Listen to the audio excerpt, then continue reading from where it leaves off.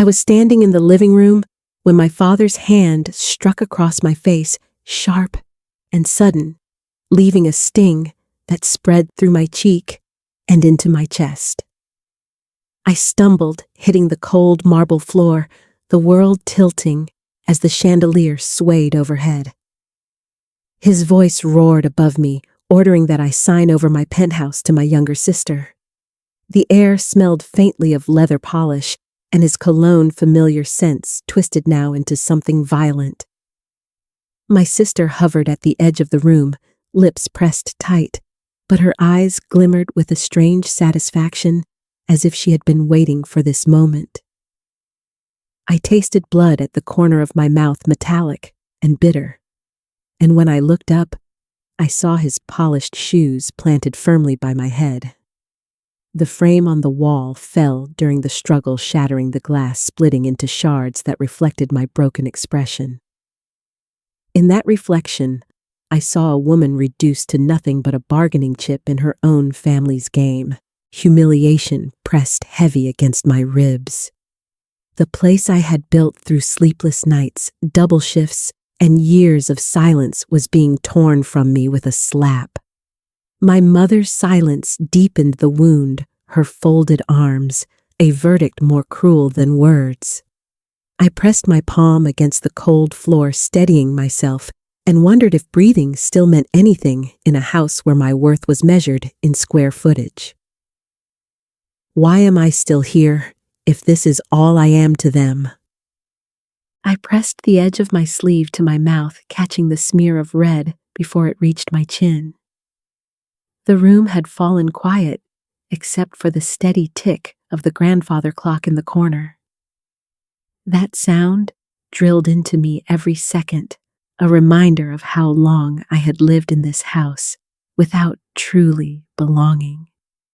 My penthouse wasn't a gift from them, not a prize handed down through family generosity. It was carved from years of exhaustion, from the nights I walked home beneath flickering streetlights, after closing shifts, from the mornings when I balanced ledgers at a desk while the city was still asleep. I had carried every cent like a stone in my pocket until the mortgage was mine, until the key turned smoothly in the lock, and I could say, "This belongs to me." Yet here they were erasing it with one demand. I remembered the first time my mother told me to be grateful, that at least my sister would live in comfort because of me. She said it in the kitchen while peeling apples, her tone so casual it felt like a rule I had forgotten. My father nodded in agreement, never questioning, as if I had been born only to carry her weight. And now, standing over me, they wanted the final piece of me handed away. I looked at the broken frame on the floor, at the smiling photograph inside. We were all younger then, my sister leaning into me, my father's arm across my shoulders, my mother's smile fixed for the camera. That moment looked warm, but in truth, I remembered the way my father scolded me for arriving late, the way my sister had whispered that I ruined everything. Even the photo lied. I brushed a shard of glass aside with trembling fingers, hearing it clink against the tile, and in that sound, I felt something shift. They thought I was still the girl who bent, who carried, who paid, without asking for anything in return. They thought they could take this place from me as easily as they had taken my silence. My sister shifted closer, her perfume sharp in my nose, her voice soft but cutting as she said it would be easier for everyone if I just gave in. Easier for her husband, easier for the family's reputation. My mother murmured that same word, easier, as if I was the obstacle, not the one bleeding on the floor. I pressed my hand against my chest, steadying my breath. The clock ticked again, louder now, as though counting down. I could feel the shape of resistance rising in me, quiet, but certain. I was not about to surrender what I had built with my own bruised hands. Still, I said nothing. Not yet. I let the silence stretch, let them think they had crushed me flat against the marble. But inside, behind the sting on my cheek, and the metallic taste in my mouth, another truth began to form. They had mistaken the woman I had become for the girl they once owned. The night after the slap, I sat alone in the penthouse with only the hum of the refrigerator and the glow of the city through the glass wall for company. The skyline blinked with lights, each one a window to someone else's life, someone else's story. I pressed a cold cloth to my cheek and felt the swell beneath the skin, a dull reminder of how quickly my father's hand had turned me into prey. The penthouse felt different now, not the safe place I had fought for, but a contested prize in their eyes.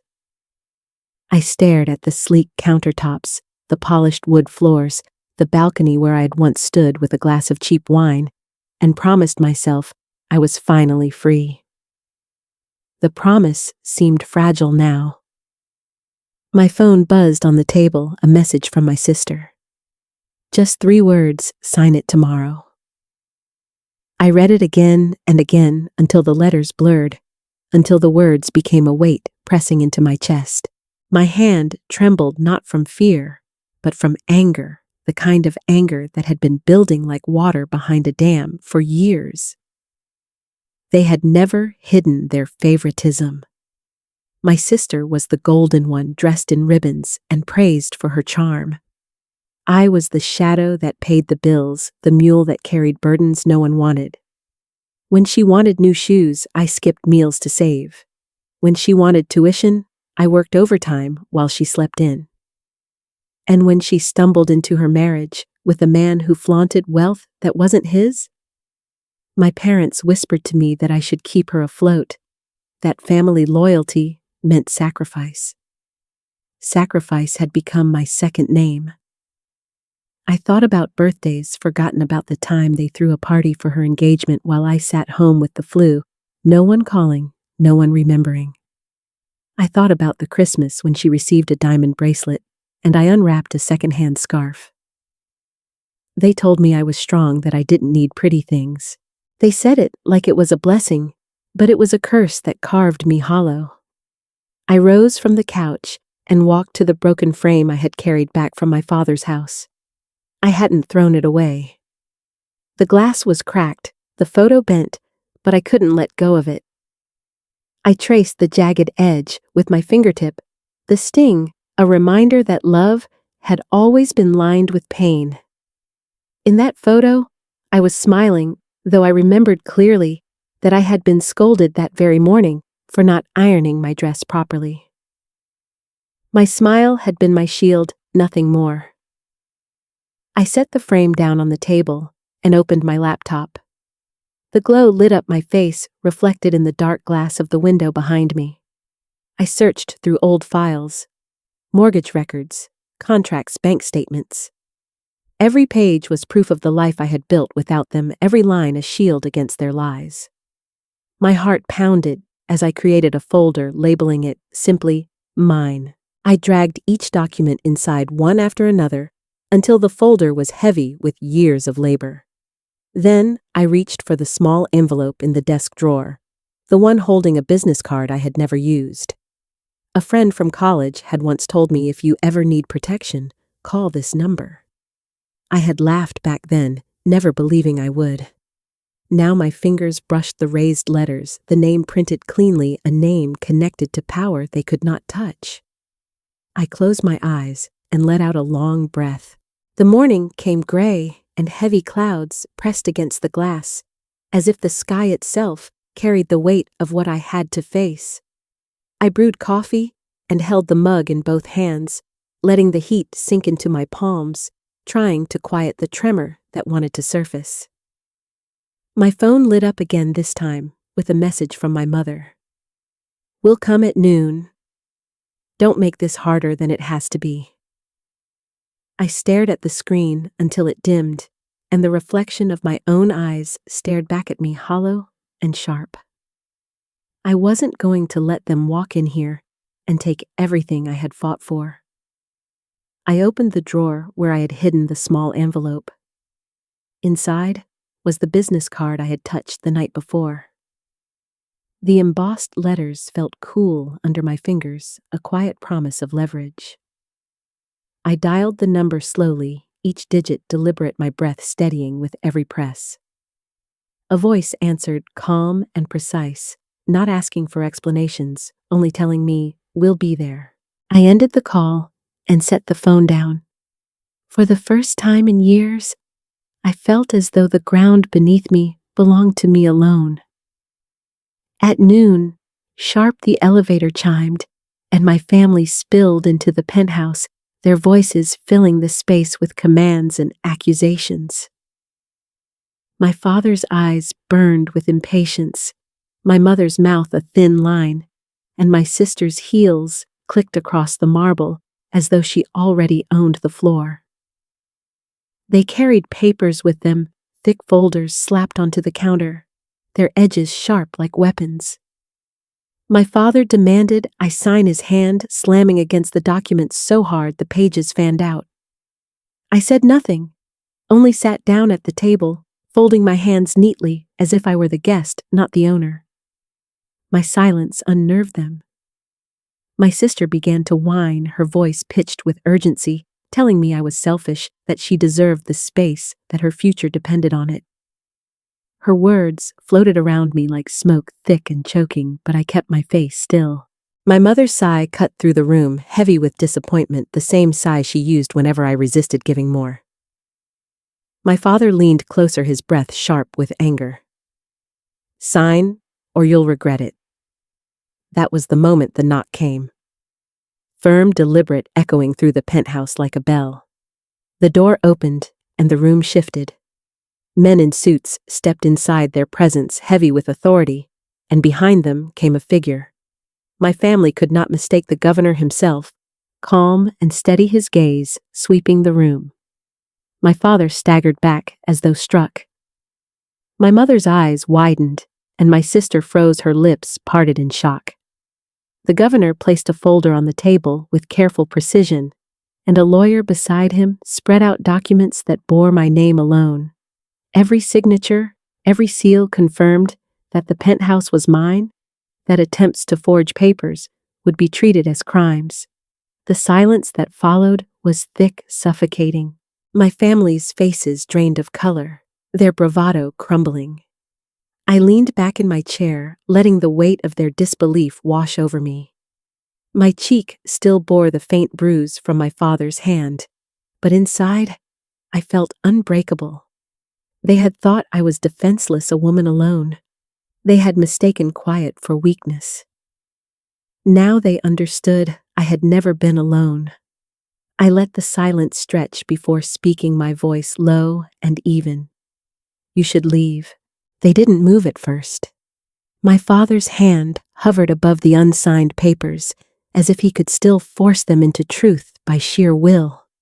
My mother's breath rattled in her throat, sharp and shallow, her eyes darting between me and the governor's lawyer, desperate to find a crack that wasn't there. My sister's face contorted, caught between outrage and fear, her manicured fingers clutching the edge of the counter until her knuckles whitened. I repeated the words slower this time, each syllable carved with control. "You should leave." The lawyer's pen tapped once against the folder, a quiet punctuation. My father finally stepped back, but not with grace. His voice thundered in the room, accusing me of betrayal, of poisoning the family name, of siding with strangers over blood. I sat still, letting his words slide off me like rain against glass. For years, I had carried every insult, every dismissal, every demand, but not anymore. My silence was no longer their advantage, it was mine. My mother tried next, her tone softer, weaving guilt into every phrase. She spoke of sacrifice, of raising me, of debts that could never be repaid. Her eyes glistened, but I had seen those same eyes turn away too many times when I needed her most. She had always saved her tears for moments of manipulation. I shook my head once firmly, the bruise on my cheek burning, as if to remind me of the truth. My sister broke then, her voice shrill, cracking, as she shouted that the penthouse was hers by right, that her future depended on it, that I had no need for something so grand. She lunged toward the papers, but the lawyer calmly slid them out of reach.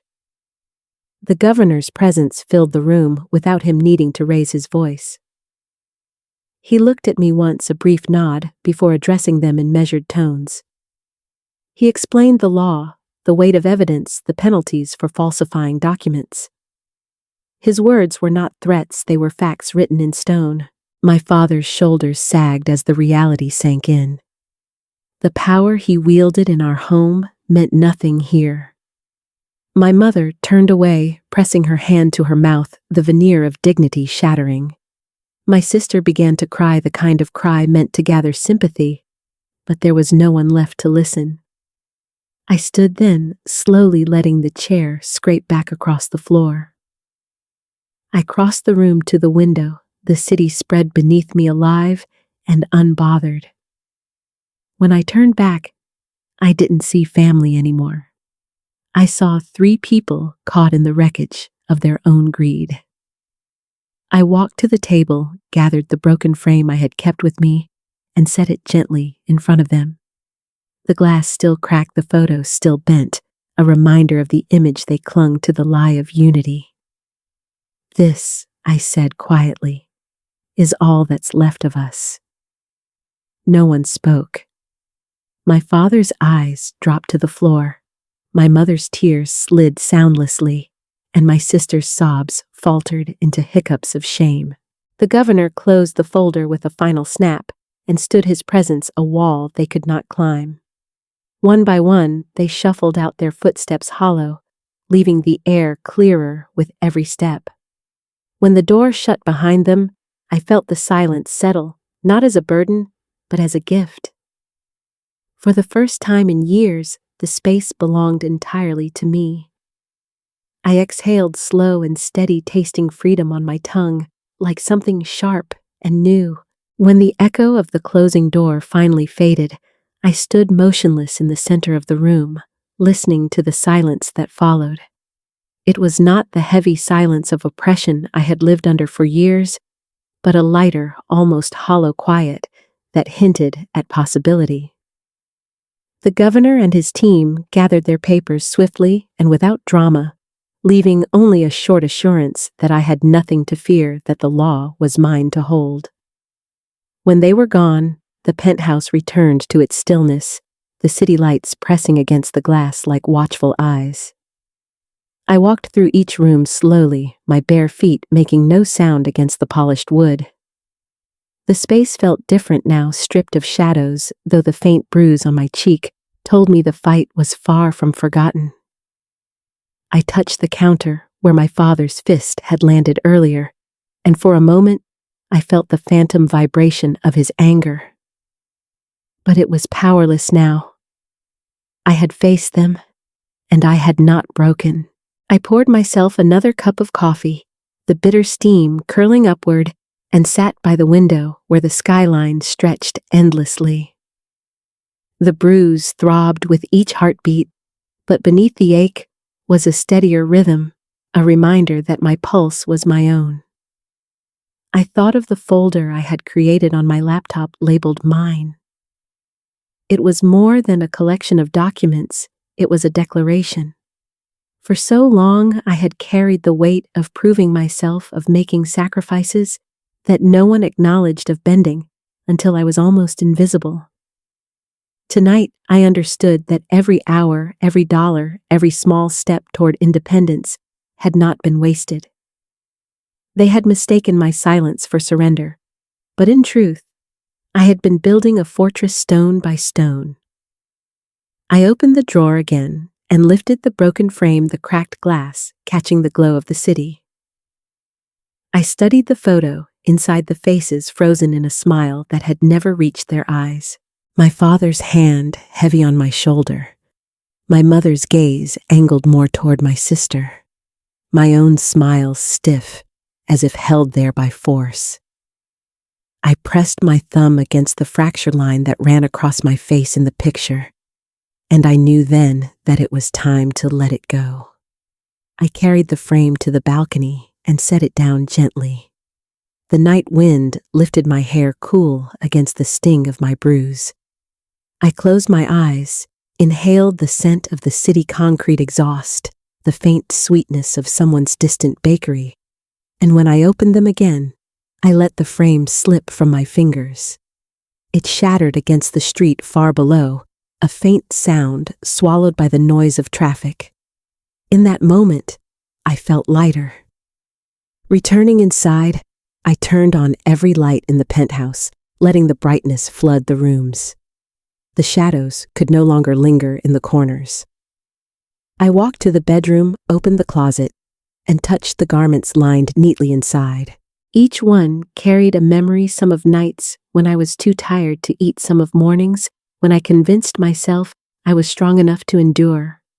I realized I no longer wanted clothes that reminded me of survival. I wanted clothes that reminded me of freedom.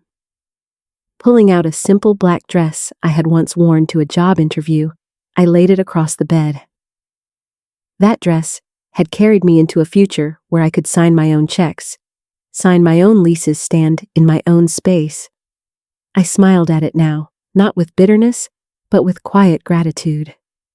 In the kitchen, I opened the fridge, the shelves stocked with simple food I had bought for myself.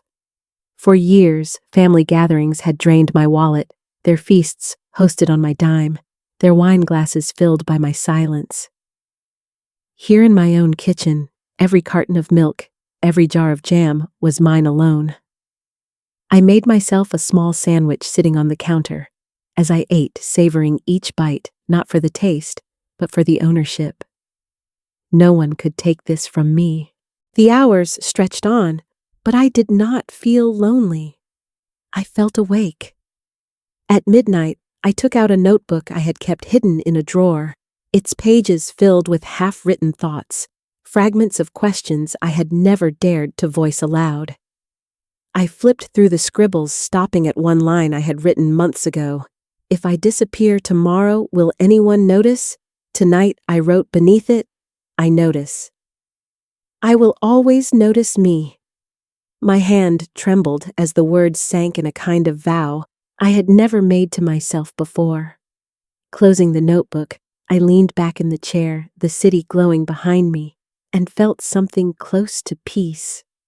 The next day, the bruise on my cheek darkened, and when I caught sight of it in the mirror, I didn't look away. It was proof not of weakness, but of the line that had finally been drawn. My father's slap was not the end of me. It was the last act of control they would ever have. At work, colleagues glanced at the mark but said nothing. I offered no explanation. Let them wonder. My silence was my shield. On my lunch break, I went to the bank, sliding my ID and papers across the counter, formally securing everything in my name with legal layers so tight no one could pry them open again. The teller stamped each page, the sound sharp and final. Walking back into the sunlight, I felt taller, though nothing about me had physically changed.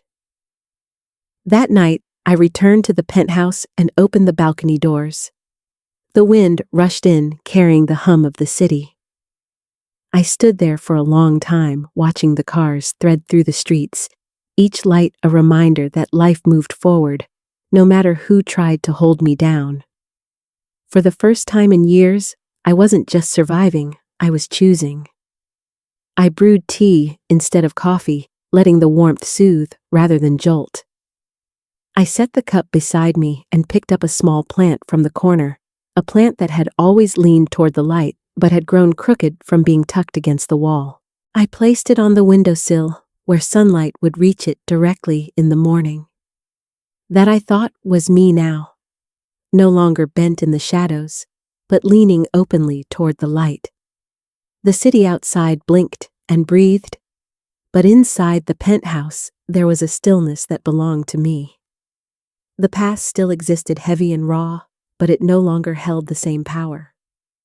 My family could scream, accuse, or vanish entirely. It didn't matter. I had stood my ground, and the ground had held. When I finally closed my eyes that night, the silence was not frightening. it was sacred. The days that followed carried a new kind of quiet, the kind that wrapped around me without suffocating.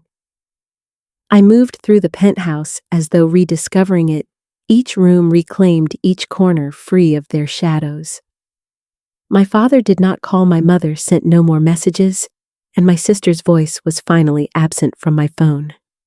They had retreated into their own shame, into the ruins of their failed scheme, and I did not chase them.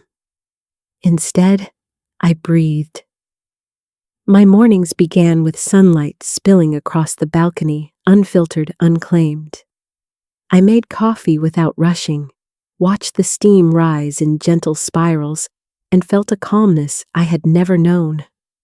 I went to work with my head high, no longer weighed down by the secret fear that my life could be stripped away at any moment. The bruise on my cheek faded slowly yellow, softening into nothing, but I carried it inside me as proof that the worst had already passed. When colleagues asked how I managed to look so steady, I only smiled. There was no need to explain the battles I had fought. In the evenings, I filled the silence with music, not the angry rhythm of confrontation, but soft melodies that let me sit with myself. I cooked meals just for me, savoring the taste of ownership, of choosing for once without guilt. On the balcony, I placed fresh flowers in a vase, their colors vivid against the backdrop of the city, a symbol that beauty could bloom even after years of neglect. Sometimes, I thought of them, of my father's clenched fist, of my mother's accusing eyes, of my sister's shrill demands. But the memories no longer pierced me. They felt like echoes of a storm already gone.